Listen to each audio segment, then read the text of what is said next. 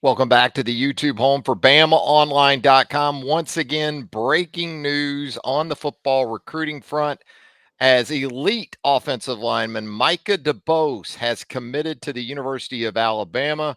Andrew Bone, Tim Watts alongside to break it all down right now. And Tim, we'll start with you. This one, like a lot of recruitments, has had a few twists and turns, notably to Athens, Georgia at one time. It appeared for Micah DeBose, but ultimately, looks like the in-state star is set to roll with the tide. Yeah, this one was definitely a roller coaster. Committed to Georgia, was an Auburn like at one point, was an LSU lean at one point, and there was a lot of talk maybe April that he was getting close to committing to LSU. Alabama had a lot of ground to make up here. They were behind from the previous staff, and Courtney Morgan, Coach Cap, did a really good job of focusing and kind of bringing him in. And it was a slow process to start with, but once again, we've seen the slow process. If they chip away, it quickens pretty effectively, where they had him on campus, brought him in for visits, did all those little things. But I don't think Andrew or Joseph or you would have projected him in February in this class. I think he's a guy we probably would say probably going to head out of state, even if he does stay in state Auburn. But tip of the hat to the effort they did here. He's a top guy. Borderlining on that top 100 with the chance. And he's lost some weight going into his senior year, so he's going to have a chance to improve his stock. What do you think, Andrew? Tim sort of alluded to perhaps DeBose becoming more of a priority. Now, he made some choices so early on in his recruitment that maybe it's hard to get a feel for how all that exactly played out. But your take on how this sort of unfolded with Micah DeBose? I mean, I can't believe we're here at this point with Micah that he's made a decision. I mean, it's been I mean, we've been covering Micah for it seems like a couple years now, and we still have another 6 months until the early signing period. But I mean, this is a great win for Alabama as far as being able to get a good top in-state kid that the previous staff wanted, the new staff wanted, but as Tim mentioned, and you mentioned, I mean, this was a roller coaster ride. He committed to Georgia early.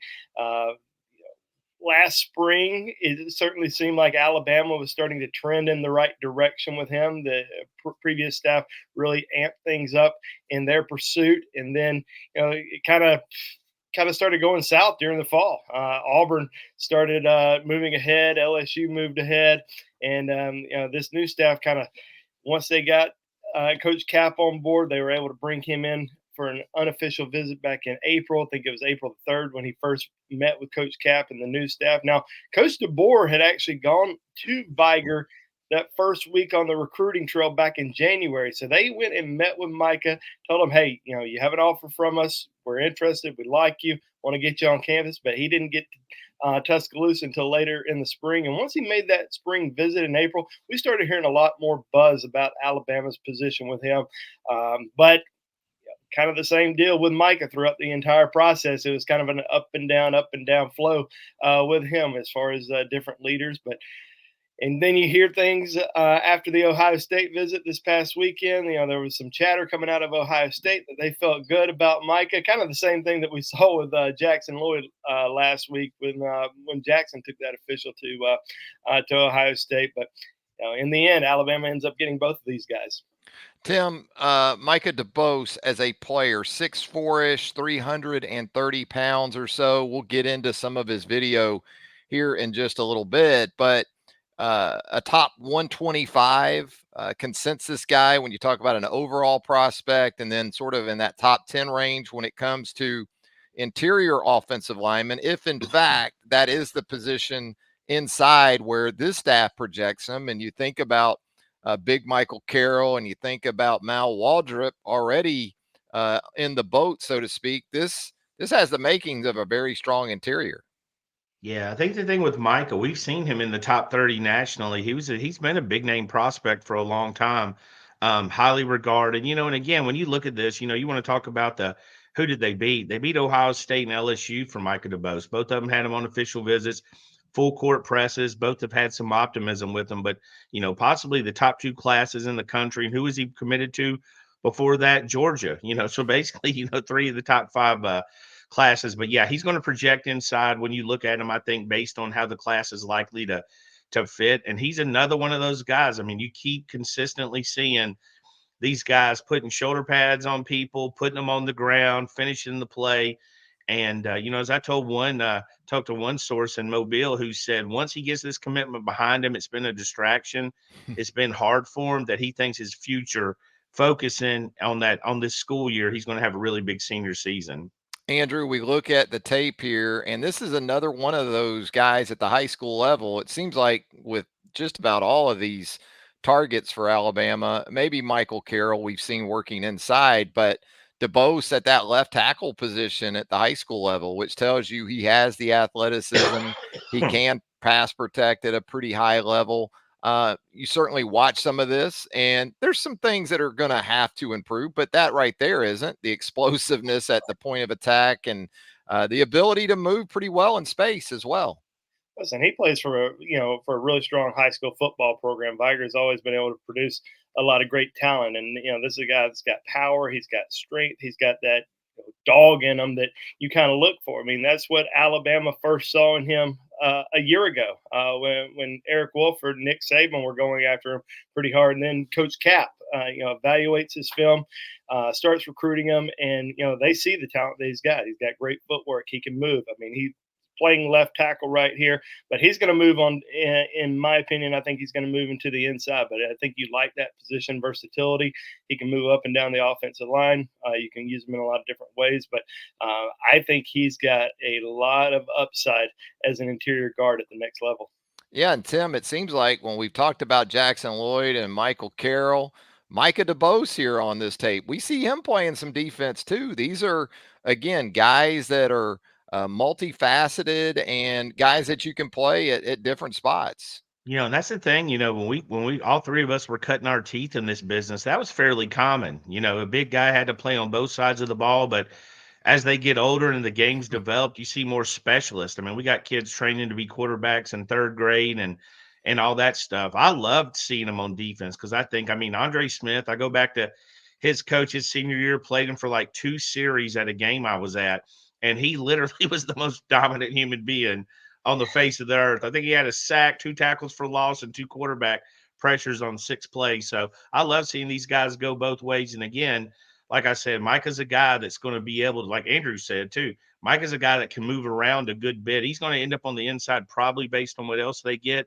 but there's a lot to like as far as, look how strong he is. I mean, this is a one-hand push, and if he gets his both paws on you, it's game over. And again, a big name for sophomore year. Andrew, was that about it when we were starting to notice him? Jimmy probably noticed him in 3rd grade. Yeah. I mean, he was a freshman. Michael had just finished up his freshman season when a lot of offers started coming his way. When he got out to camp, people were realizing that he was going to be a top guy. And really by his sophomore year is when all the offers, and he then committed to Georgia. As a sophomore, committed right after his sophomore season to Georgia. So he's committed to Georgia for a long time. And for those who heard Tim mention Andre Smith, that is a former 5-star recruit that is the first 5-star recruit that I think Tim and I covered in this recruiting game back in 2006? And he was the 5-star of all 5-stars. He was good enough. I still haven't seen better offensive line film. Have you? There's not a better high school offensive line film than Andre Smith. Absolutely dominant. Yeah, he was and if they didn't know that, DM us. We got some education to do. You're either under 30 or you're new to the game. That's right. Travis, real quick, I kind of skipped over that. You're right, though. I mean, when we came into this about the class overall, when we came into this class, we were thinking 3, maybe 4 offensive linemen, they're top guys. It's already extending because they're getting the guys they want. They're going to have to put, in our opinion, they're going to put a cap on it because they're going to have more good players than spots at the end of the day. Everybody says take them all, but you can't really. That boat gets crowded. Somebody's going to flip out of that boat. So you want to get your guys, put the cap on it, call it a day, and move to a position. Very similar to what Kane Womack did in like a week. He got his inside backers.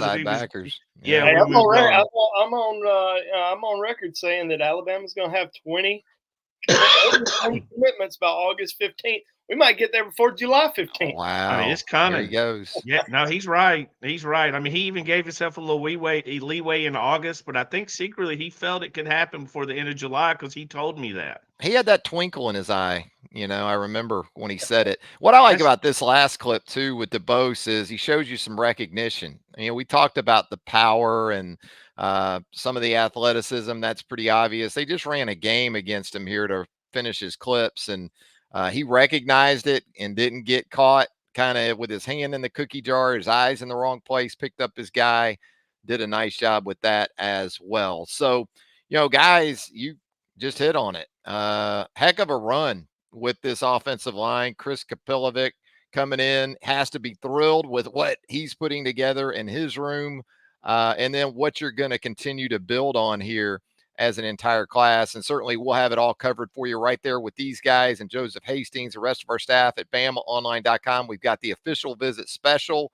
$1 for 1 month at BOL right now. And of course, if you haven't subscribed to our YouTube channel, we certainly hope you'll do that right now. Hit the subscribe button, turn on those notifications, hit us with a like if you don't mind. Yeah, we'd appreciate that.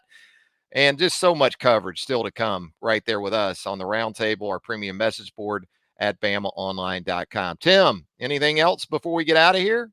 No, that's it. I think staff's been interesting. It's been a cold summer indeed. Cold summer, Andrew. Are you no hoodie, but It's not really cold. It's like 120 degrees every day.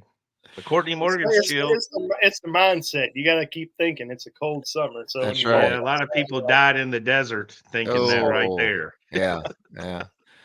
It is a mindset right now for Alabama on the recruiting front as the Crimson Tide continues to roll where the class of 2025 is concerned. Again, complete coverage of Micah DeBose and so much more continuing on with us at BamaOnline.com, the roundtable. You need to be there with us.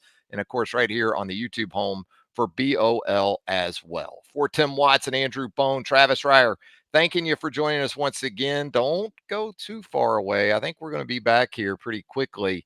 And until that time, so long, everybody.